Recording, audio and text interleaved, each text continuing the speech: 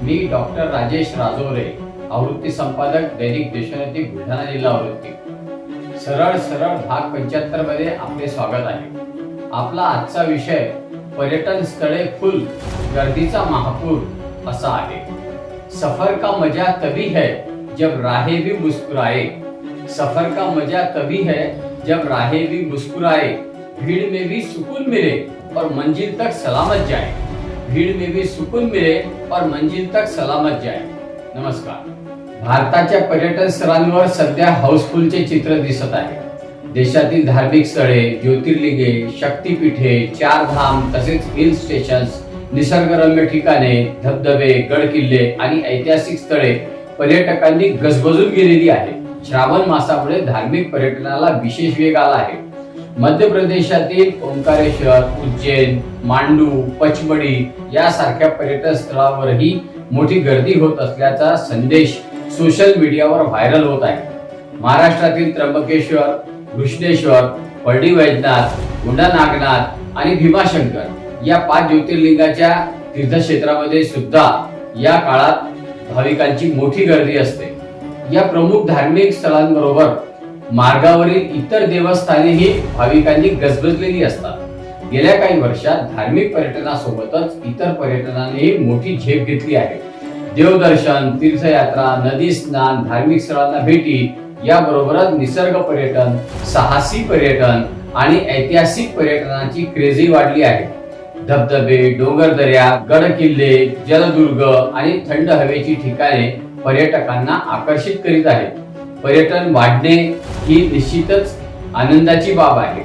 मात्र पर्यटक वाढले की व्यवस्था त्याच प्रमाणात वाढली आहे का, हा खरा प्रश्न आहे। तीर्थस्थळावर अचानक लाखो भाविक पर्यटक दाखल झाले तर तेथील रस्ते, वाहतूक, पार्किंग, पाणी, स्वच्छतागृहे, निवास व्यवस्था, आरोग्य सुविधा आणि सुरक्षा यंत्रणेवर मोठा ताण येतो। गर्दीचे योग्य नियोजन झाले नाही तर गैरसोय तर होतेच, पण अपघात आणि चेंगराचेंगरी सारख्या दुर्घटनांचाही धोका असतो।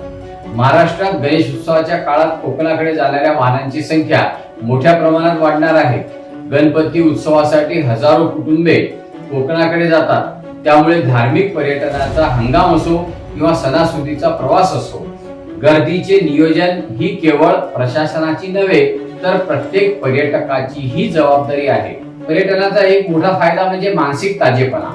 दैनंदिन धकाधकीच्या जीवनातून काही काळ दूर जाऊन निसर्गाच्या सानिध्यात राहणे, कुटुंबियासोबत वेळ घालवणे, धार्मिक स्थळी जाऊन मनशांती मिळवणे किंवा ऐतिहासिक स्थळांना भेट देऊन इतिहास जाणून घेणे हे जीवनाला वेगळे आनंद देते। धार्मिक पर्यटनाच्या माध्यमातून श्रद्धेला वाट मिळते। त्यामुळे धार्मिक पर्यटन हा केवळ प्रवास नसून अनेकांसाठी तो श्रद्धा, संस्कृती आणि मानसिक समाधानाचा अनुभव असतो। मात्र श्रद्धा किती मोठी असली तरी प्रश्न व्यवस्थेचा आहे, तो दुर्लक्षित करता कामा नये।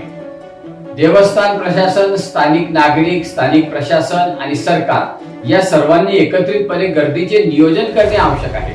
दर्शनासाठी येणाऱ्या भाविकांना तासनतास रांगेत उभे राहावे लागू नये, वाहतूक कोंडी होऊ नये, पार्किंगची व्यवस्था असावी, पिण्याचे पाणी व स्वच्छतागृहे उपलब्ध असावी आणि आपत्कालीन परिस्थितीत तातडीने मदत मिळावी याची काळजी घेणे गरजेचे आहे। गर्दीच्या व्यवस्थापनासाठी रस्ते रुंदीकरण, दर्शन मार्ग, वाहनतळ, निवास व्यवस्था, आरोग्य केंद्रे आणि इतर सुविधा निर्माण करण्याचे प्रयत्न सुरू आहेत। अनेक देवस्थानांचा तर कायापालट झाला आहे, परंतु पर्यटनाचा वेग ज्या प्रमाणात वाढत आहे त्या तुलनेत सुविधा अजूनही कमी पडत आहे, हेही वास्तव आहे। पर्यटनाचा अर्थ धावपळ नव्हे तर अनुभव आहे। भारताला पर्यटनाची प्रचंड क्षमता लाभली आहे। धार्मिक, सांस्कृतिक, ऐतिहासिक, नैसर्गिक आणि साहसी पर्यटनामुळे हॉटेल व्यवसाय, वाहतूक, टूर ऑपरेटर, स्थानिक बाजारपेठ, हस्तकला, खाद्य व्यवसाय आणि इतर उद्योगांनाही रोजगार मिळतो आहे।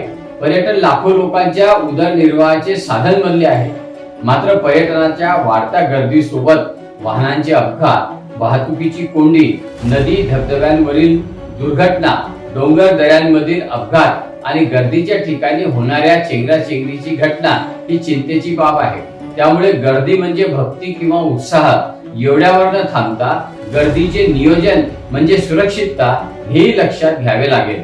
जिथे जायचे आहे तेथील माहिती घेणे, गर्दीचा अंदाज घेणे, हवामानाचा विचार करणे, ऑनलाईन दर्शन बुकिंग करणे, वाहन सावधपणे चालवणे, स्थानिक नियम पाळणे, पर्यावरणाचे नुकसान न करणे, कचरा व प्लास्टिक न टाकणे आणि प्रशासनाला सहकार्य करणे, या छोट्या छोट्या गोष्टी प्रत्येक पर्यटकाने पाळल्या तर पर्यटन अधिक आनंददायी आणि सुरक्षित होऊ शकते. शेवटी या आशयाचा मला एक शेर आठवतो, सफर ऐसा हो कि यादें उम्र भर साथ चले, सफर ऐसा हो कि यादें उम्र भर साथ चले, मंजिल मिले मगर किसी की जान पर न बने, मंजिल मिले मगर किसी की जान पर न बने. नमस्कार.